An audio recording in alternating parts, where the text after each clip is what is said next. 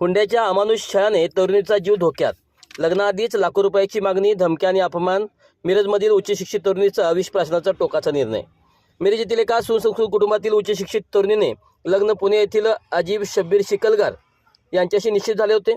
विवाह निश्चित झाल्यानंतर 12 जून रोजी सांगली येथे साखरपुड्यापूर्वीच लग्नाची यादी कार्यक्रम पार पडला. याच टप्प्यावर हुंड्याच्या मागण्यावरून वाद सुरू झाला आणि पुढे या प्रकरणाने अत्यंत गंभीर वळण घेतले. साखरपुड्याच्या कार्यक्रमासाठी मोठा हॉल, थाटमाट, मोठ्या प्रमाणात मानपान अशी अट वराकडील कुटुंबाने घातली. या मागण्यामुळे मुलीकडील कुटुंबावर मानसिक आणि आर्थिक दबाव वाढवण्यात आला.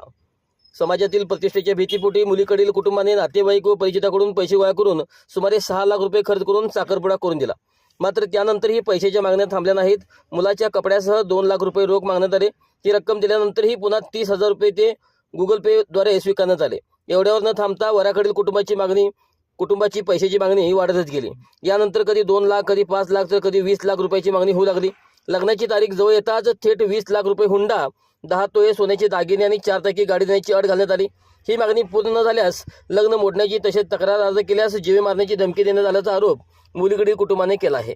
या सततच्या छळाला कंटाळून मुलीकडील कुटुंबाने मिरजच्या गांधी चौक पोलीस ठाण्याची तक्रार अर्ज दाखल केला. मात्र पोलिसांकडून चौकशीसाठी बोलवण्यात आल्यानंतरही वराकडील मंडळीकडून झालेला अपमान, पैशाची सततची मागणी आणि मानसिक छळ सहन न झाल्याने तरुणीने विष प्राशन करून आत्महत्येचा प्रयत्न केला. सध्या संबंधित तरुणीची प्रकृती अत्यवस्थ असून तिला शासकीय रुग्णालयात उपचारासाठी दाखल करण्यात आले आहे. लग्नाआधीच हुंड्यासाठी होणाऱ्या अमानुष छळामुळे एका तरुणीचा जीव धोक्यात येणे ही अत्यंत गंभीर बाब असल्याची प्रतिक्रिया समाजातून उमटत आहे. या संपूर्ण घटनेस अजीब शब्बीर शिकलगार वर शब्बीर निजाम शिकलगार वडील, आसिया शब्बीर शिकलगार आई आणि अर्फिया शब्बीर शिकलगार बहीण सर्व राहणार पिंपरी चिंचवड पुणे जबाबदार असल्याचा आरोप मुलीकडील कुटुंबाने केला आहे.